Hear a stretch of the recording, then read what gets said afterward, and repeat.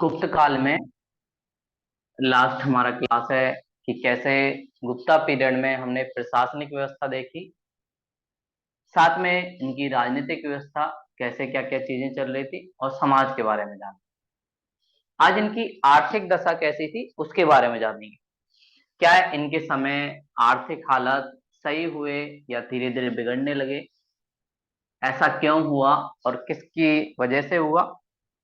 तो इस समय आर्थिक दशा में गिरावट आई और गिरावट का कारण जो था, एक तो ये था कि जो मौर्योत्तर काल के बाद रोमन साम्राज्य के साथ व्यापार चल रहा था, तो उस व्यापार में कहीं ना कहीं गिरावट आई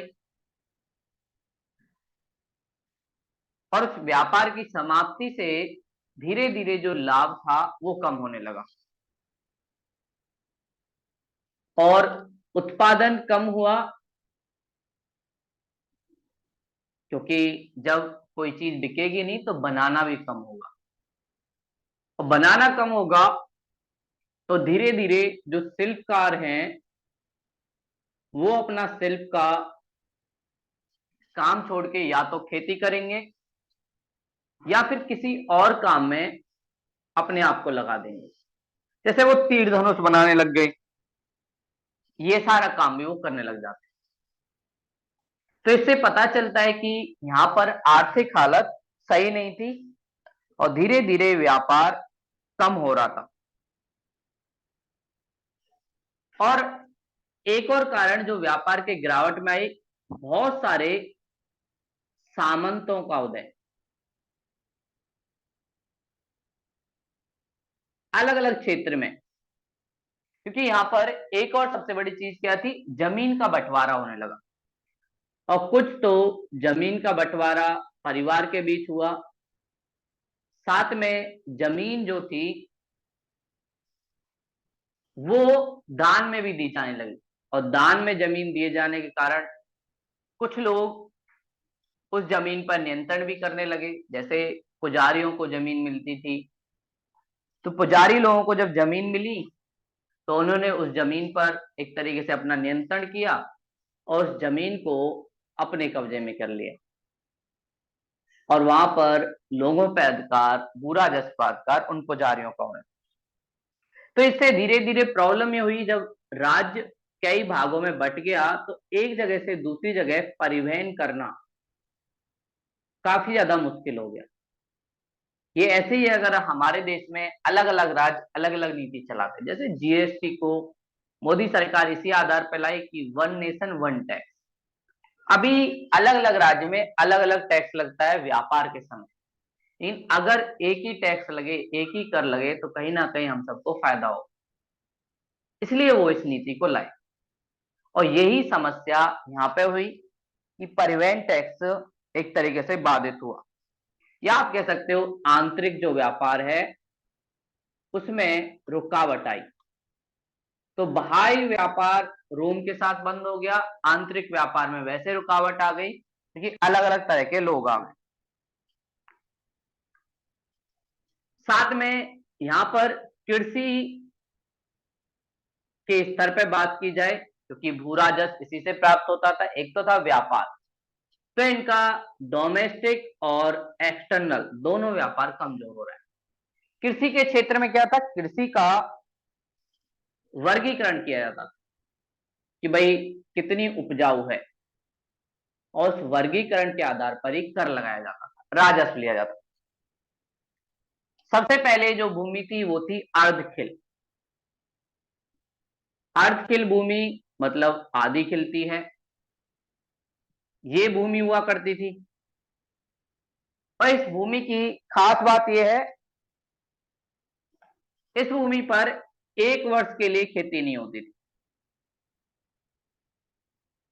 मतलब बीच में गैप देना होता था, एक वर्ष खेती एक वर्ष नहीं। ये सारी, इसीलिए इसको कहा जाता है अर्ध खिल भूमि, आधी खिली भूमि। 2 साल में एक बार हम इससे एक तरीके से अपना उत्पादन कर सकते हैं। ये वाली भूमि थी, इस पर राजस्व का दर था वो अलग था। अगला जो था वो था खिल भूमि। खिल भूमि जिस पर हर 3 साल के बाद चक्र चलता, मतलब हर 3 साल में एक बार ये उत्पादन देगी, तो 3 वर्ष के लिए खाली छोड़ी जाती। 3 वर्ष खाली छोड़ना पड़ता था इस भूमि को। और सबसे लास्ट में वन भूमि। वन से पता चल रहा है कि जंगल होगा। इस भूमि की खास बात 5 वर्ष के लिए खाली, मतलब हर 5 वर्ष में यहां से उत्पादन होता था, उससे पहले नहीं। तो इनकी कृषि की हालत भी इतनी अच्छी नहीं थी। उसका एक रीजन है, उत्पादन अच्छा नहीं हो रहा था। क्यों नहीं हो रहा था? क्योंकि सिंचाई सुविधाएं नहीं थी और साथ में भूमियां ऐसी थी, हर साल नहीं दे रहा है, 1 वर्ष के लिए छोड़ना पड़ता है, 1 वर्ष का गैप, मतलब 2 साल में एक बार। दूसरी खेल भूमि 3 वर्ष में एक बार, और तीसरी वन भूमि 5 वर्ष में एक बार। तो ये दिखाता है कि इनके पास भूमि भी या कृषि भी ज्यादा समृद्ध नहीं थी, और ये भी इनकी आर्थिक गिरावट का कारण बनी। साथ में कालिदास अपने नाटकों में कई बार कुछ चीजों का जिक्र करते हैं, और वो बोलते हैं इस समय विभिन्न प्रकार के वस्त्र काफी ज्यादा प्रचलित थे, तो लोग अलग अलग प्रकार के वस्त्र पहनते थे। कुछ लोग मलमल का पहनते थे, लेकिन अब रोमन साम्राज्य उनको खरीदता नहीं था, और राजा की भी हालत थोड़ी सी खराब थी। क्यों? क्योंकि उसको खेती से भू राजस्व इतना मिल नहीं रहा। तो आर्थिक रूप से गुप्त काल को गिरावट का काल कहा जाता है। एक बात उठती है कि जब ये आर्थिक रूप से गिरावट था, तो फिर ये हमारे देश का स्वर्ण काल कैसे हुआ? स्वर्ण काल ये अपनी संस्कृति और कला की वजह से हुआ। संस्कृति और कला के क्षेत्र में इसने बहुत सारी उपलब्धियां प्राप्त की, वो हम देखेंगे कि भाई कैसे इसने की। साथ में हमें एक और नवरत्न अमर सिंह, अमर सिंह जो चंद्रगुप्त सेकंड के समय रहते थे, वो अपनी एक पुस्तक लिखते हैं जिसका नाम है अमरकोश।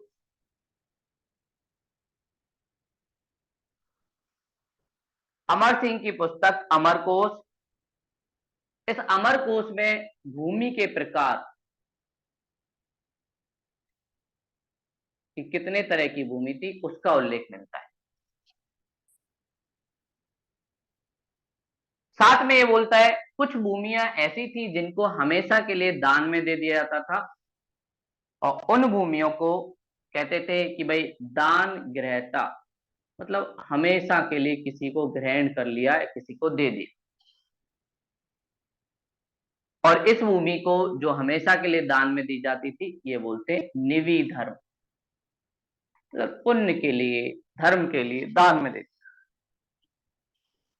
ब्राह्मण को ये ज्यादातर भूमि मिलती थी, इसलिए ब्राह्मण भी धीरे धीरे सामंत बनने लगे, उनके पास भी अधिकार आने लगा, और वो लोग भी चाहते हैं कि भाई उनको भी कहीं ना कहीं एक सम्मान मिले, वो भी राजा की तरह एक क्षेत्र पर नियंत्रण करें। ये सारी चीजें यहाँ पे मिलती। तो कहीं ना कहीं जो दान की प्रथा चली उसने इनका नुकसान किया। साथ में प्रशासनिक स्तर पर भी ये बहुत सारी चीजें देते थे कि भाई कुछ जो आपको वेतन है वो नगद में मिलेगा, कुछ आपको भू राजस्व के रूप में मिलेगा, जमीन के रूप में। तो इनकी आर्थिक दशा हमने देखी गिरावट है। रोमन साम्राज्य के साथ व्यापार खत्म, अपने क्षेत्रीय स्तर पर भी व्यापार कम खत्म, क्योंकि राजा के पास इनकम नहीं है, मार्केट में इतनी मांग नहीं है। कृषि भी थोड़ी सी कहीं ना कहीं कम उत्पादक है, इसमें अर्ध खेल, खेल और वन भूमि है। कालिदास विभिन्न प्रकार के वस्त्र का जिक्र करते हैं, और अमर सिंह अपने अमरकोश में दान ग्रहता या हमेशा के लिए दान में दी गई भूमि निवी धर्म का जिक्र करते हैं। ये सारी बातें हमें गुप्त काल में आर्थिक रूप से मिलती हैं, लेकिन अगर निष्कर्ष की बात की जाए तो इनके यहाँ आर्थिक हालत भी सही नहीं। लेकिन ये स्वर्ण काल कहलाता है अपनी संस्कृति और कला की वजह से। संस्कृति और कला के क्षेत्र में यहाँ पर बहुत ज्यादा विकास हुआ। इन लोगों ने संस्कृति और कला के क्षेत्र में भारत के प्राचीन इतिहास में काफी ज्यादा एक तरीके से योगदान दिया और इन्होंने नई नई चीजें विकसित की। बहुत सारे भारतीय ग्रंथ उनको लिखवाया और आज तक उन ग्रंथों को हम लोग पढ़ते हैं, समझते हैं। वो इनकी एक सबसे बड़ी ताकत। तो इनकी संस्कृति और कला के क्षेत्र में जो योगदान है वो सबसे महत्वपूर्ण है और क्वेश्चन भी यहीं से पूछा जाता है।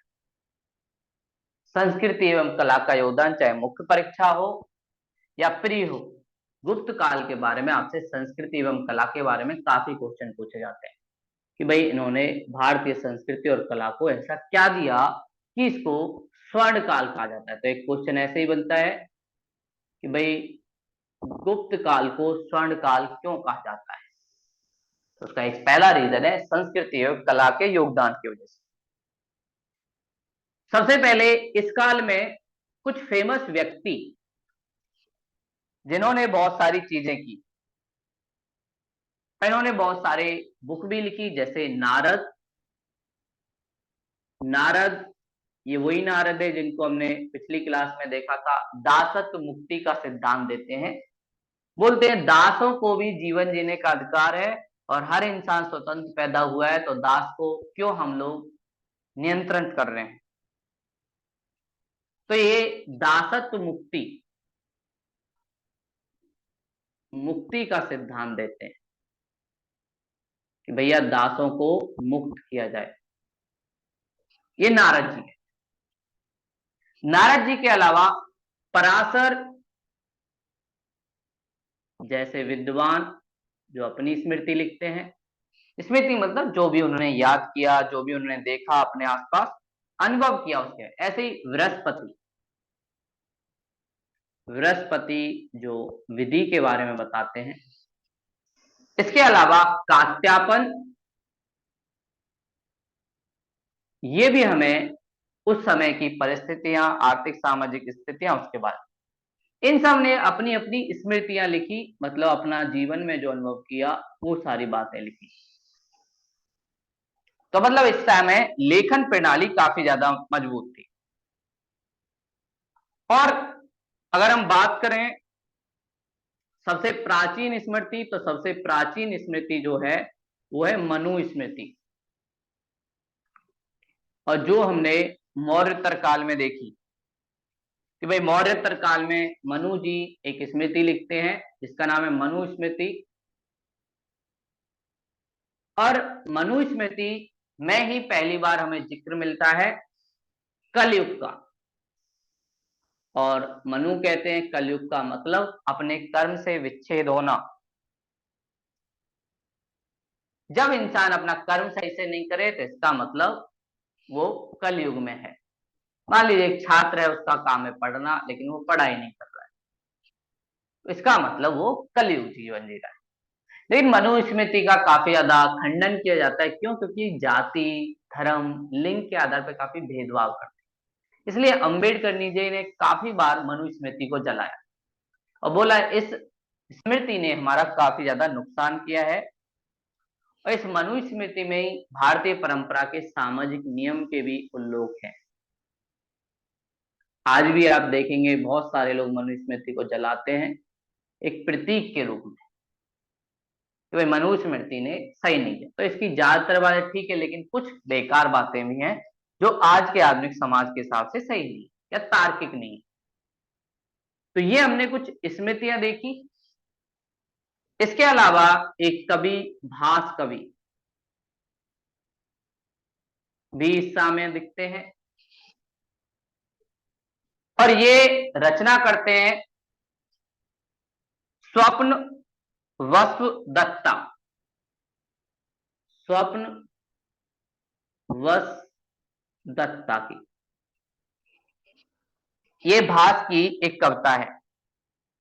मतलब जीवन में जो स्वप्न होते हैं या जो हमें आभास होता है, अनुभव होता है, उनकी बात एक तरीके से करते हैं। तो हमारे जीवन में हमेशा दो चीजें चलती हैं, एक वास्तविक जीवन जो चल रहा है और दूसरा जैसा हम जीवन चाहते हैं। तो जो जीवन हमें अभी चाहते हैं, अभी मिला नहीं है, उसे हम सपने में जीते। हमारे मन में कोई भी इच्छा है कि भाई इस पद पे है या हम आईएएस ऑफिसर हों, तो वो सपनों में चलता रहता है। या किसी की इच्छा है मेरे पास बहुत पैसा हो, तो वो भी सपनों में चलता है। उसी अनुभव को भास कवि इसमें लिखते हैं। और साथ में इस समय के एक सबसे बड़े कवि सम्राट कालिदास, उनकी बहुत सारी बुक काफी ज्यादा फेमस है। कालिदास इस समय के एक सम्राट हैं, बहुत बड़े कवि, और भारतीय परंपरा में इन्हें शेक्सपियर कहा जाता है। पश्चिम की दुनिया में शेक्सपियर काफी ज्यादा फेमस है और भारत में कालिदास। क्योंकि पश्चिम लोगों ने हम लोग गुलाम बनाए, इसलिए वो बोलते हैं कि भाई ये भारत का शेक्सपियर है। अगर हम लोग उन्हें बनाते तो हम बोलते ये पश्चिमी दुनिया का कालिदास। कालिदास ने बहुत सारी बुक लिखी, जैसे कालिदास का महाकाव्य, इन्होंने बहुत सारे महाकाव्य लिखे। महाकाव्य में क्या क्या था? रघुवंश, कुमार संभव,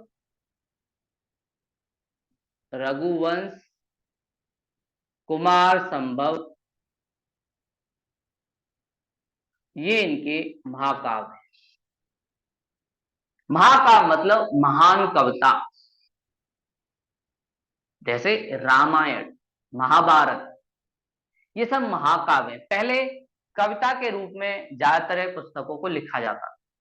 गद्य की जो दुनिया है बाद में आई, पहले कविताओं के द्वारा लिखा जाता। रामचरितमानस की चौपाई आप देखोगे तो वो कविता के माध्यम से एक तरीके से चलता। ऐसे महाकाव्य इन्होंने लिखे। रघुवंश राम जी से जुड़ा हुआ है, कुमार संभव उनके समय जो राजा थे उनसे जुड़ा हुआ है। तो ऐसे इन्होंने महाकाव्य लिखे। इसके अलावा कुछ खंड काव्य, खंड काव्य मतलब कहानी को या जीवन को कुछ छोटे छोटे हिस्सों में बांट दिया, छोटे छोटे काव्य, जिसमें इन्होंने मेघदूत,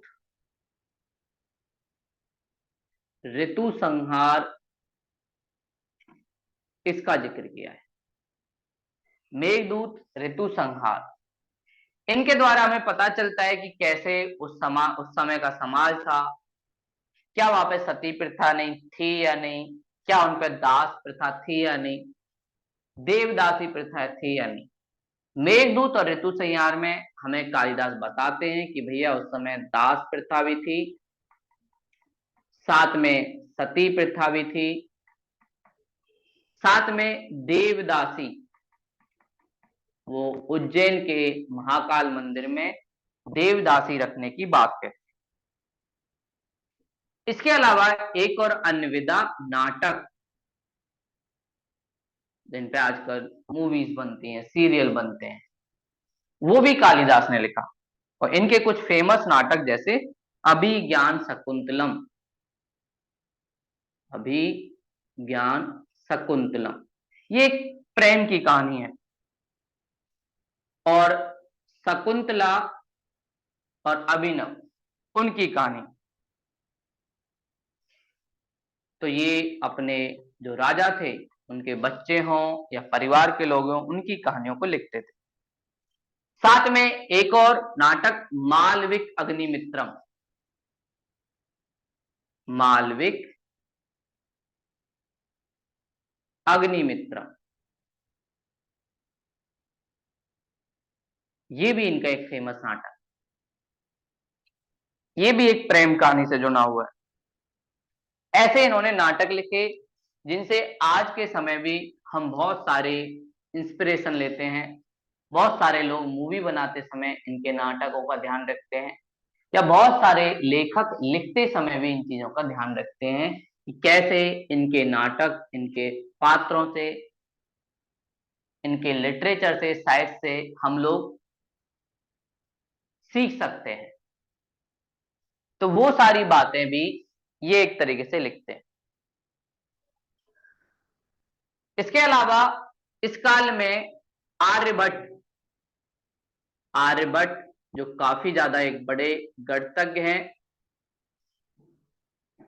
आर्यभट्ट भारत के विज्ञान के क्षेत्र में काफी ज्यादा फेमस है, और भारत का जो पहला इसरो का मिशन था, या इसरो ने जो पहला लॉन्च किया था, वो आर्यभट्ट के नाम से किया था। आर्यभट्ट ने भारत में गणित और साइंस को, विज्ञान को काफी ज्यादा फेमस बनाया। आर्यभट्ट एक बहुत बड़े गणितज्ञ थे। इन्होंने ज्योतिष शास्त्र, मतलब जिसमें हम लोग हाथ वाथ देखते हैं या गणना करते हैं कि भाई सूर्य का कैसे, चंद्र ग्रहण कैसे होगा, वो कैसे होगा, इन्होंने गणित और साथ में ज्योतिष, इन दोनों विषयों को अलग कर दिया। पहले इनको साथ पढ़ाया। इन्होंने बोला देखो ज्योतिष शास्त्र अलग है जिसमें हम ग्रहों के बारे में जानते हैं, गणित अलग है जिसमें हम मैथ और कैलकुलेशन के बारे में जानते हैं। इसके अलावा ये पहले भारतीय जिन्होंने सूर्य ग्रहण, चंद्र ग्रहण, इनके बारे में बताया। भाई सूर्य ग्रहण क्या होता है, तो इन्होंने बताया कि जब पृथ्वी और सूर्य के बीच चंद्रमा आ जाता है तो सूर्य ग्रहण होता है। साथ में इन्होंने बताया चंद्र ग्रहण, कि जब सूर्य और चंद्रमा के बीच पृथ्वी आ जाती है तो चंद्र ग्रहण। तो जो बातें पश्चिम दुनिया के लोग 18वीं सदी या 17वीं सदी में करते हैं, वो बातें आर्यभट्ट 5वीं सदी में करते हैं। इसलिए ये काफी ज्यादा फेमस है कि इन्होंने उस टाइम सूर्य ग्रहण, चंद्र ग्रहण, ये सारी चीजें करी। और इनके द्वारा हमें पता चलता है कि भारत में ज्ञान विज्ञान कितना ज्यादा फेमस था। कैसे ये लोग ज्ञान विज्ञान के थ्रू अपने जीवन और उसके बारे में बातें बताते रहते। और इन्होंने अपनी एक बुक आर्यभट्टम, उसको भी लिखा। आर्यभट्टम इनकी एक बुक है। आर्यभट्टम पुस्तक के द्वारा आर्यभट्ट के बारे में, साथ में उन्होंने जो जो ज्ञान विज्ञान के क्षेत्र में किया उसके बारे में हमें पता चला। आर्यभट्ट एक ऐसे महान गणितज्ञ, खगोलविद हैं जिन्होंने भारतीय परंपरा को ज्ञान विज्ञान और तर्क के क्षेत्र में आगे बढ़ाया। इसलिए इनको आज तक हम लोग सम्मान देते हैं, और इसलिए हम कहते हैं कि भाई गुप्त काल स्वर्ण काल, क्योंकि इनके समय ऐसे ऐसे महान लोग थे। साथ में इस समय हमें ब्रह्मगुप्त भी मिलते हैं। ब्रह्मगुप्त ने भी एक बहुत बड़ा योगदान दिया, और ब्रह्मगुप्त ने गुरुत्वाकर्षण सिद्धांत के बारे में बताया, जिसे न्यूटन बताते हैं कि भाई कैसे पेड़ से सेब नीचे ही क्यों गिरता है। इसके बारे में बात ब्रह्मगुप्त पहले ही कर चुके थे। न्यूटन से बहुत सदी पहले ही उन्होंने बता दिया था कि हमारे अर्थ पर गुरुत्वाकर्षण होता है, जिसकी वजह से सारी चीजें नीचे की तरफ आती हैं, और ये हमारी पृथ्वी के अंदर चुंबकीय होने की वजह से होता है। ये सारी बातें ब्रह्मगुप्त बता के जाते हैं, और इन्होंने अपने ग्रंथ लिखे। ब्रह्म सिद्धांत इनका फेमस ब्रह्म सिद्धांत, साथ में खंड खाड,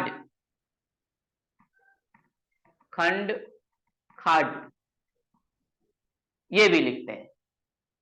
तो इन्होंने ब्रह्म सिद्धांत और खंड खाड नामक ग्रंथ लिखे, जिससे हमें पता चलता है कि खगोल विज्ञान में क्या क्या चीजें।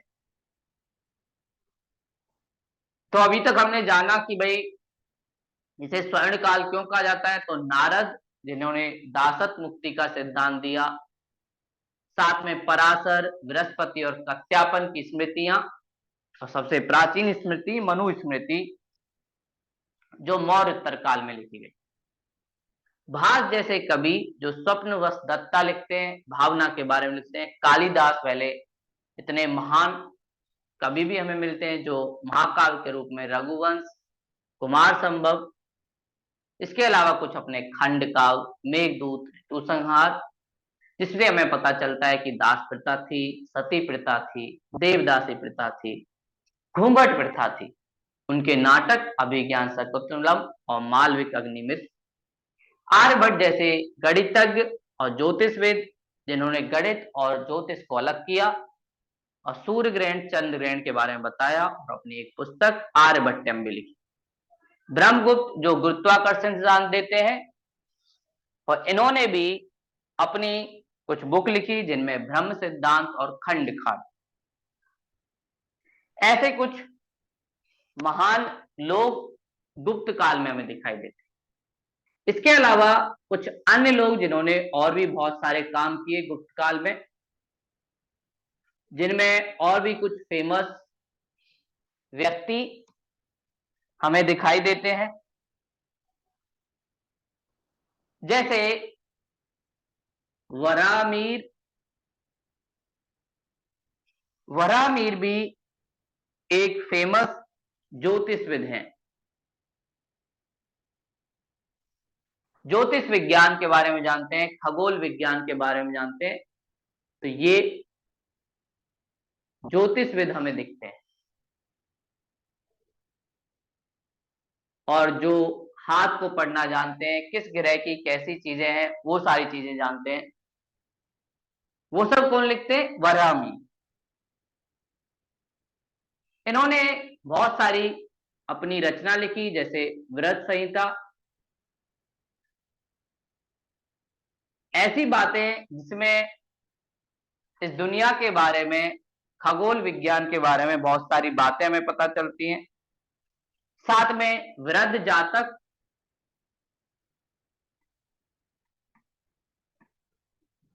वृहद जातक,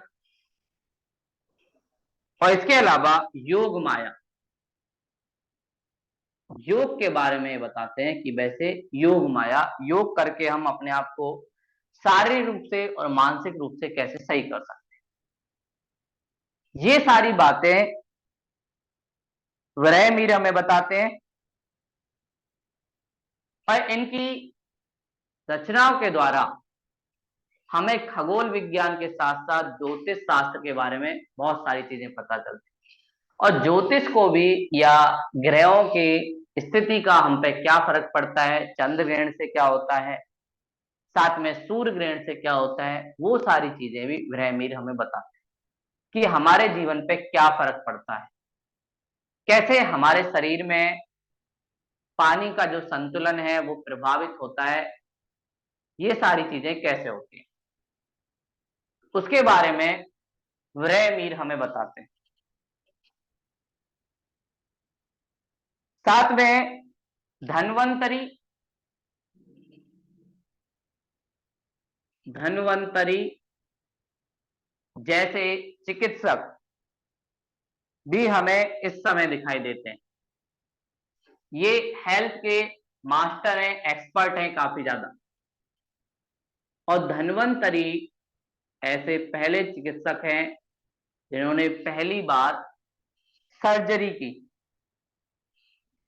सर्जरी जो आज के टाइम एक आम बात है, लेकिन उस टाइम काफी खास बात। पहले व्यक्ति भारतीय जिन्होंने सर्जरी, या शरीर में अगर कहीं चोट लगी है तो शरीर को काट के कैसे उसको ब्लड होने से भी रोकना है, और साथ में अंदर जो बॉडी के अंदर कमी हुई है उसको भी सही करना है। तो इन्होंने सर्जरी की, और सर्जरी के जनक के रूप में भी जाना जाता है, जिसे हम शल्य चिकित्सा भी कहते हैं। तो शल्य चिकित्सा का जनक धन्वंतरी। उस समय इन्होंने सर्जरी परफॉर्म की। इसके अलावा रासायनिक विज्ञान के क्षेत्र में एक व्यक्ति जिन्होंने हमें रसायनों के बारे में बताया कि इन रसायनों का क्या क्या फर्क पड़ता है, कैसे मेल होता है, जिनमें थे नागार्जुन। नागार्जुन ने रासायनिक विज्ञान के बारे में बताया, केमिस्ट्री कि अलग अलग तत्वों के मेल से क्या होता है, ये सारी बातें हमें नागार्जुन ने बताई। अलग अलग हम रसायनों को मिलाएं तो हमारे जीवन में क्या फर्क पड़ सकता है, और इन्होंने हमें पारा के बारे में बताया। पारा जिसे मरकरी भी कहते हैं, जैसे कई बार आम भाषा में बोलते हैं कि पारा चढ़ गया, थोड़ी सी गर्मी आ गई। इन्होंने पारा के बारे में जो भी चीजें थी वो सारी बातें बताई। कैसे हम पारे का उपयोग करके तापमान माप सकते हैं वो भी सारी चीजें बताई। तो ये इनका योगदान था रासायनिक विज्ञान में। इसलिए भी गुप्त काल को स्वर्ण काल कहा जाता है कि कोई ऐसा ज्ञान विज्ञान या खगोल शास्त्र या ज्योतिष शास्त्र या गणितज्ञ का क्षेत्र नहीं था जहां पर भारतीय लोगों ने कुछ नया ना किया। ये हर बार एक नई खोज कर रहे थे।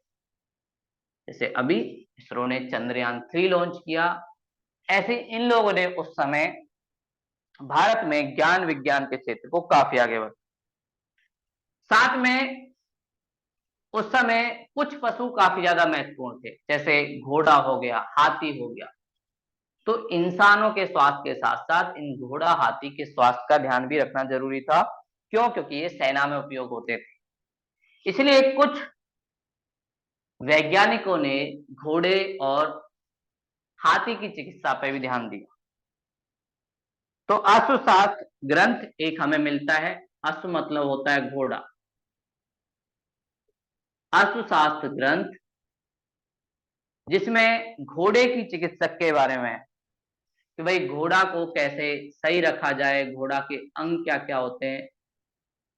और इस मामले में जिन्होंने खोज की या जिन्होंने ये सारा ज्ञान इकट्ठा किया उनका नाम था सालीहोत्रा। तो सालीहोत्रा ने ये सारी चीजें की। तो उन्होंने घोड़े की चिकित्सा से जुड़ी हुई सारी बातें एक ही पुस्तक में लिख दी, और जब भी घोड़े का स्वास्थ्य खराब होता था तो कोई भी उसको पढ़ सकता था और उसके अंगों के बारे में जान सकता। ऐसे ही हाथियों को लेके चिकित्सा जो कि उसका सारा जिक्र हमें हस्तायुर्वेद। आज के समय भी बहुत सारे कम नॉलेज हमें बहुत सारे एनिमल के बारे में है, और लेकिन ये लोग उस समय गुप्त काल में 5वीं सदी में ये सारा ज्ञान इकट्ठा कर रहे हैं। हर अंग को देख रहे हैं कि भाई इसके अंदर क्या है, क्या क्या चीजें पाई जाती है। ऐसे ही इन्होंने हस्तायुर्वेद जो हाथी की चिकित्सा से जुड़ी हुई पुस्तक है कि हाथी के अंदर क्या क्या चीजें हैं, हाथी को ये चोट लग जाए तो क्या होगा, हाथी की पूंछ में दिक्कत हो जाए तब क्या होगा, और इसके बारे में जिन्होंने बताया वो थे पालकाय। पालकाय। तो ये सारी चीजें इन लोगों ने की। व्रहमीर ज्योतिषविद जो ज्योतिष शास्त्र के बारे में बताते हैं, व्रत जातक, व्रत संहिता, योग माया में। धन्वंतरी एक एक्सपर्ट डॉक्टर जिन्होंने सर्जरी की। नागार्जुन रासायनिक विज्ञान के क्षेत्र में पारा के बारे में बताया। और अश्वशास्त्र ग्रंथ इसमें घोड़े की, अश्व मतलब घोड़ा के बारे में शल्य चिकित्सा की बात होती है, वो है सालीहोत्रा। और हस्तायुर्वेद के बारे में पालकाय ने। तो ऐसा कोई क्षेत्र नहीं था ज्ञान विज्ञान का जिसमें इन लोगों ने खोज नहीं। तो ये इन्होंने हमारी संस्कृति और कला या ज्ञान विज्ञान में योगदान। इसके अलावा इंसान को जितना जरूरी है भौतिक चीजें, उतना ही जरूरी है इंसान कुछ क्वेश्चनों के जवाब ढूंढता है कि मैं कौन हूं, कहां से आया हूं, मेरा इस जीवन में उद्देश्य क्या है, मुझे किसने बनाया है। जिसे हम कहते हैं दर्शन। दर्शन मतलब होता है जीवन को देखने का तरीका।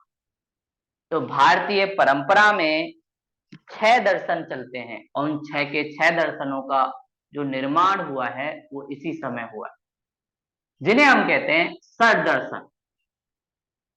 तो भारतीय परंपरा में षड दर्शन का भी विकास गुप्त काल में हुआ है और इन्हीं के आधार पर हम सबके जो जीवन है वो चलता है।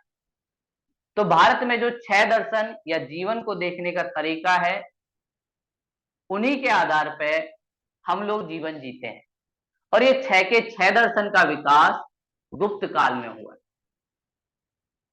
तो गुप्त काल ने एक जीवन जीने का तरीका हमें सिखाया। जैसे हम किसी भी चीज के बारे में अच्छा या बुरा सोच सकते हैं और ये निर्भर करता है कि हमारा दर्शन कैसा। अगर हम जीवन को थोड़ा सा पॉजिटिव लेते हैं तो हो सकता है कि हम किसी के बारे में गलत ना सोचें, लेकिन जीवन को अगर नेगेटिव लेते हैं तो हम हर चीज के बारे में गलत सोचें या हमें डर लगे। उन सारी बातों को इन 6 दर्शनों में इन्होंने बताया है। जो भी क्वेश्चन हमारे मन में उठते हैं, अंतर्द्वंद चलते रहते हैं, उन सारी चीजों को एक ही जगह इन 6 दर्शनों में हम देख सकते हैं। सबसे पहला जो दर्शन है वो है सांख्य दर्शन। सांख्य दर्शन, सांख्य दर्शन, सांख्य से पता चल रहा है कोई नंबर से बात कर रहा है कि भाई कुछ संख्याएं होंगी उनसे जुड़ी हुई बात। ये बोलते हैं कि इस दुनिया का जो विकास हुआ है वो प्रकृति, हमारे आसपास पेड़ पौधे जो दिखते हैं, और पुरुष। पुरुष का मतलब यहां सिर्फ मेल से नहीं, पुरुष मतलब जितने भी ह्यूमन बीइंग हैं या जितने भी एनिमल जो सांस लेते हैं, सजीव हैं, उन सब के मेल से ही इस दुनिया का निर्माण हुआ है। ये बोलते हैं प्रकृति और पुरुष का संयोग हुआ, मेल हुआ और उसकी वजह से हम लोगों का विकास हुआ। और ये बात आज का विज्ञान भी मानता है कि कहीं ना कहीं हम लोग पहले अमीबा थे। अमीबा से धीरे धीरे धीरे सेलों का विकास हुआ, उसके बाद धीरे धीरे हमारी जो पहली यूनिट थी वो बनी और फिर उसके बाद इंसान का निर्माण हुआ।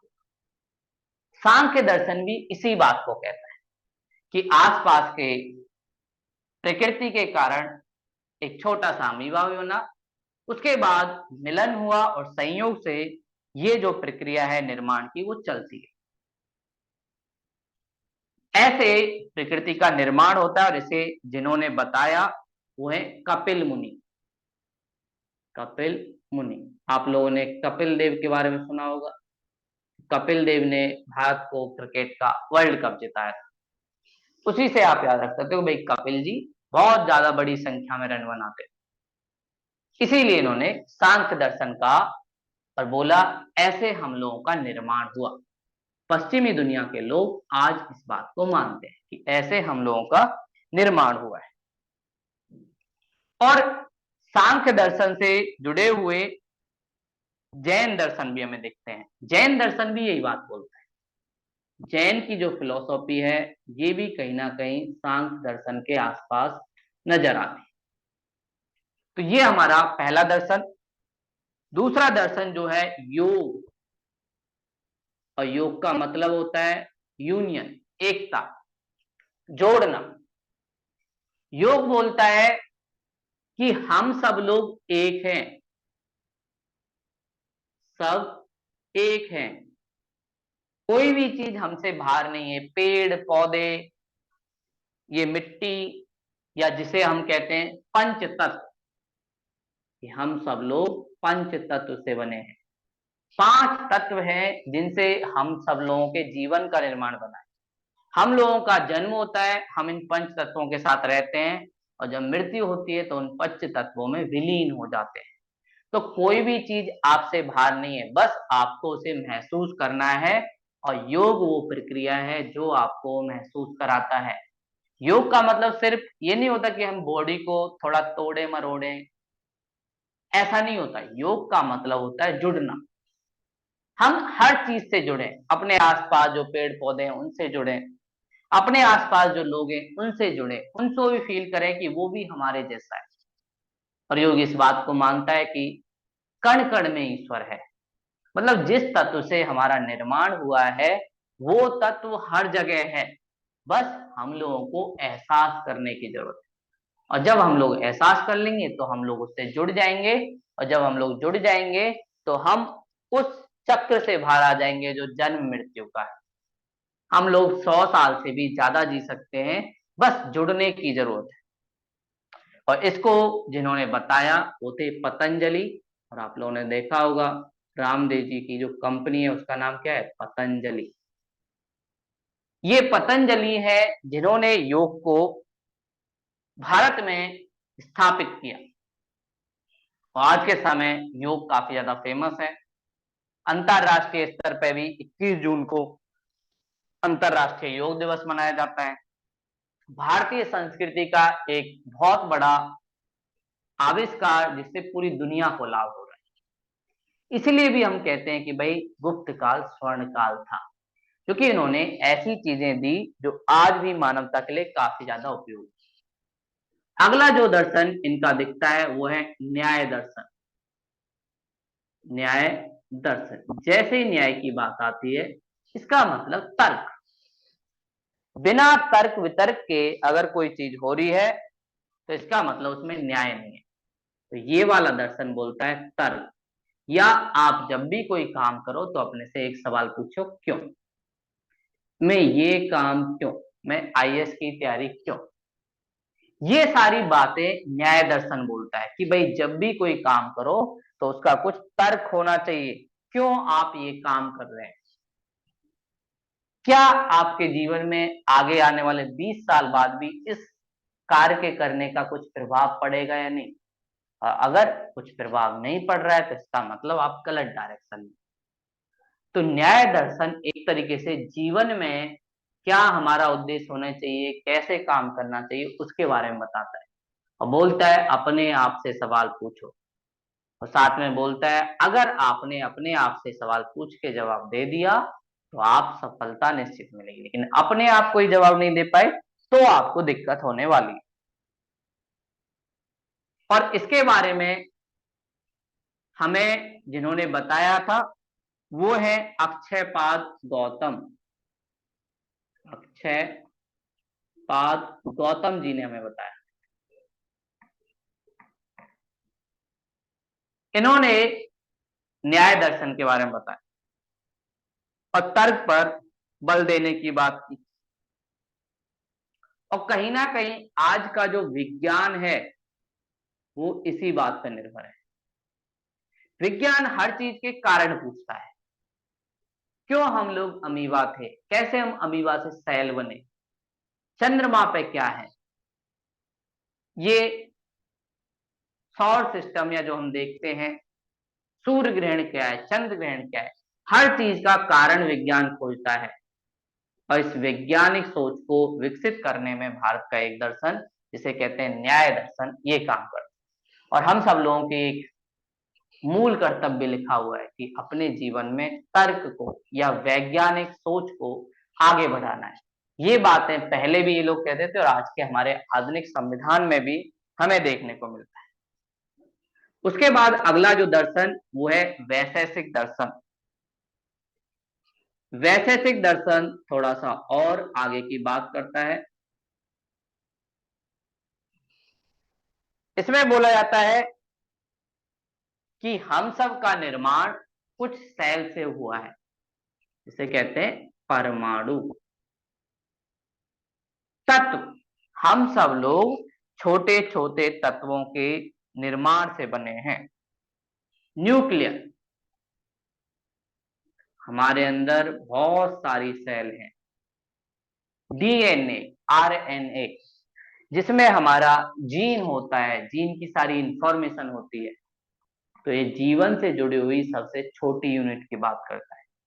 कैसे हर चीज जो इस दुनिया में बनी है उसका निर्माण तत्वों से हुआ है, इसके बारे में सारी बातें वैशेषिक दर्शन बताता है। और आज के समय में भी हम लोग ये बात मानते हैं कि कहीं ना कहीं सेल या न्यूक्लियर वो तत्व है जो हमें नियंत्रित करता है। हमारा जीवन आगे कैसे होगा परमाणु या न्यूक्लियर पर डिपेंड करता है। हमारा स्वास्थ्य आगे कैसे होगा ये भी इस पर निर्भर करता है। तो ये सारी बातें जो अभी हम डीएनए या आरएनए के माध्यम से करते हैं वो सारी बातें ये उस समय बताते हैं कि भाई कैसे हम लोग एक दूसरे को पहचान सकते हैं। और इसके बारे में जिन्होंने बताया था वो है अलूक कणाद। उलूक कणाद ये इसके प्रतिपादक। उलूक कणाद जी ने सबसे पहले हमें वैशेषिक दर्शन के बारे में बताया और बोला इस दुनिया में जो भी चीज है वो छोटे छोटे छोटे छोटे तत्वों से मिले और हम लोग गौर से देखेंगे तो वो पार्टिकल एक दूसरे से जुड़े। जैसे पानी जो होता है पानी एक दूसरे से जुड़ा हुआ है और ये ऐसे ही है जैसे आप एक मटके में पानी भर दो और उस मटके को समुद्र के ऊपर छोड़ दो। तो हम लोग एक चीज तो देख रहे हैं कि मटके के अंदर भी पानी है और समुद्र में भी पानी है, बस एक लेयर है जो मिट्टी के मटके की बर्तन की। लेकिन अगर हम गौर से देखेंगे तो जो मिट्टी की जो लेयर है वो भी अगर थोड़ी सी टूट जाए तो पानी जो ऊपर का और नीचे का सब मिल जाए। ऐसे ये बोलते हैं सबका जोड़ या परमाणु एक है। और ये सारी बातें हमें उलूक कणाद जी बताते हैं। उसके बाद इन्हीं दर्शनों में कुछ सुधार करते हुए आगे कुछ और दर्शन भी बने जिसमें है पूर्वी मीमांसा। पूर्व मीमांसा मतलब पहले जो दर्शन थे उनके बारे में सोच के जिन्होंने बताया उन्होंने उनपे थोड़ा सा वाद विवाद किया, बातें की और कुछ सुधार करने की बात। और पूर्वी मीमांसा जो है एक तरीके से न्याय दर्शन मतलब तर्क की बात करती है और प्लस में वैशेषिक दर्शन मतलब परमाणु कि भाई हमें हर चीज में रीजन ढूंढना चाहिए कारण और साथ में जिनसे हमारा निर्माण है वो भी जानना।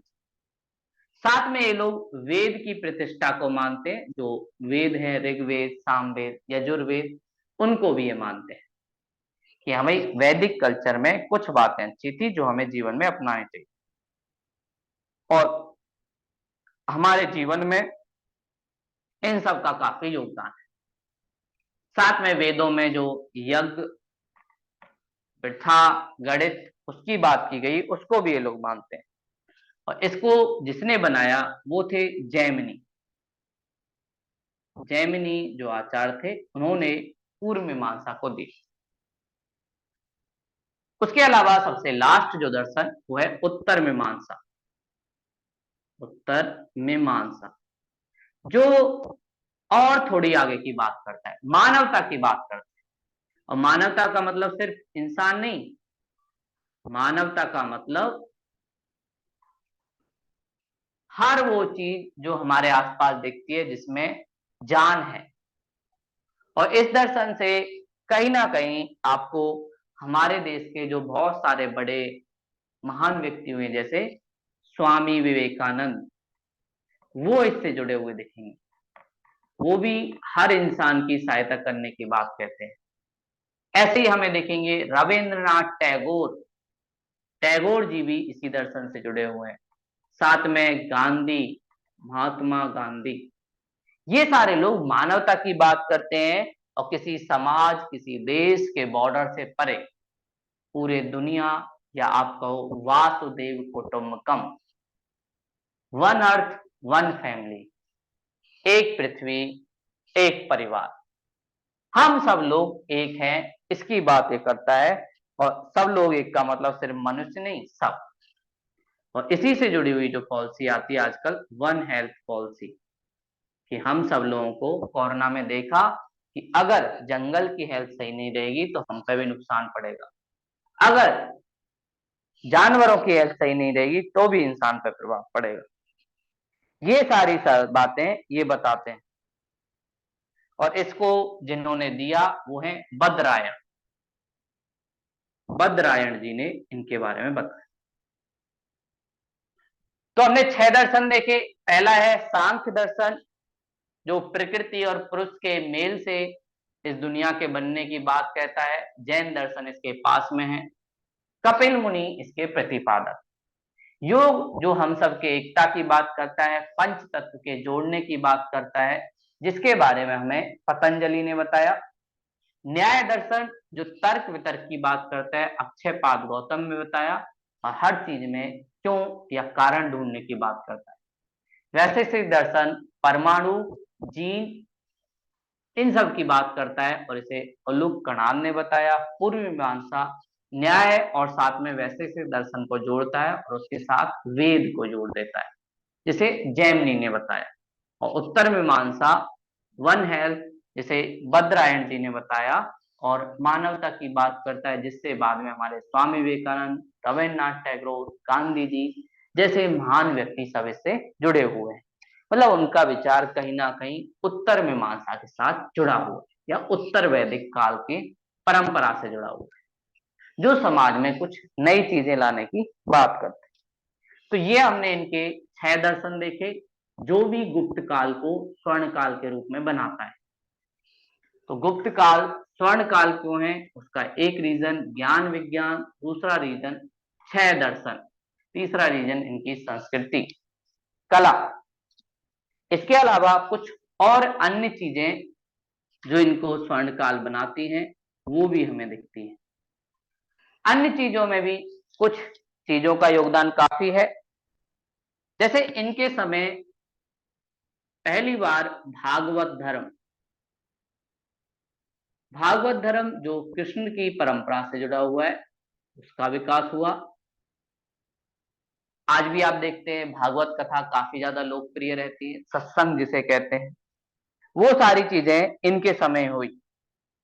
और इसके जो संस्थापक थे सतवत वंशी कृष्ण,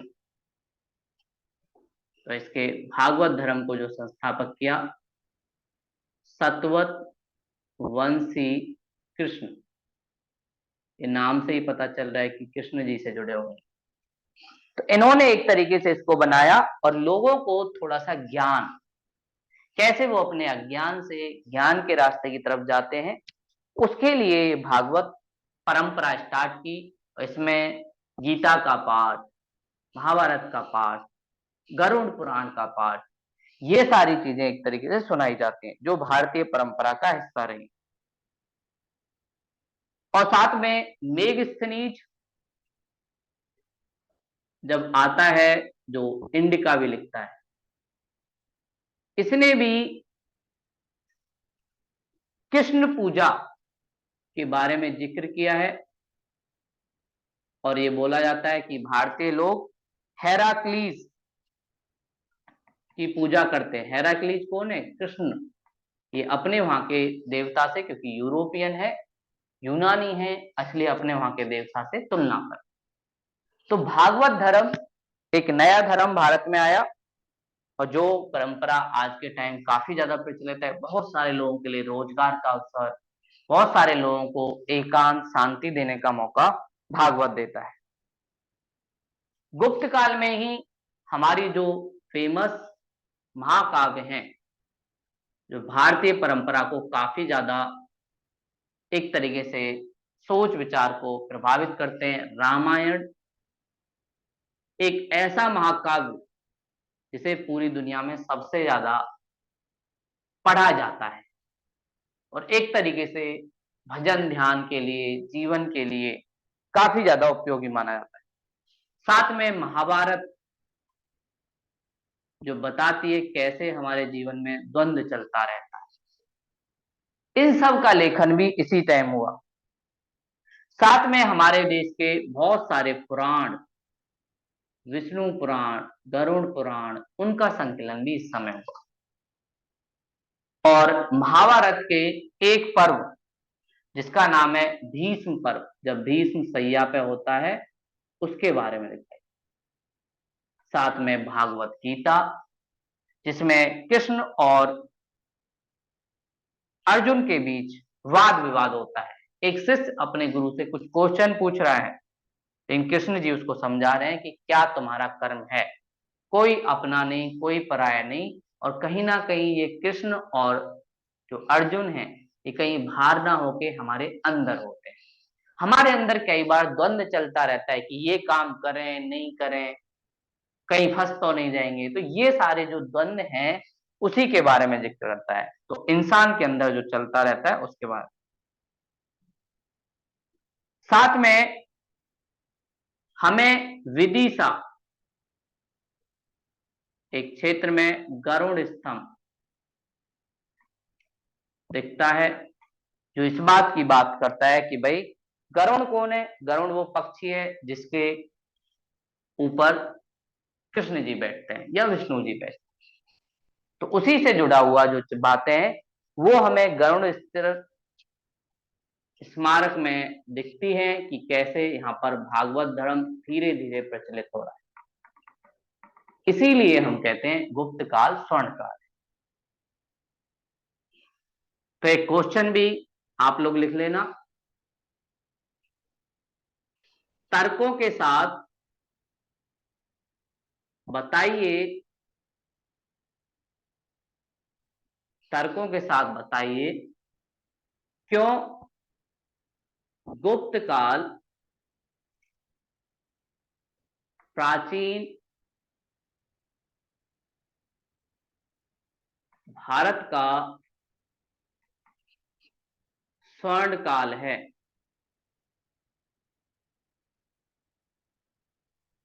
तर्कों के साथ बताइए क्यों गुप्त काल प्राचीन भारत का स्वर्ण काल है।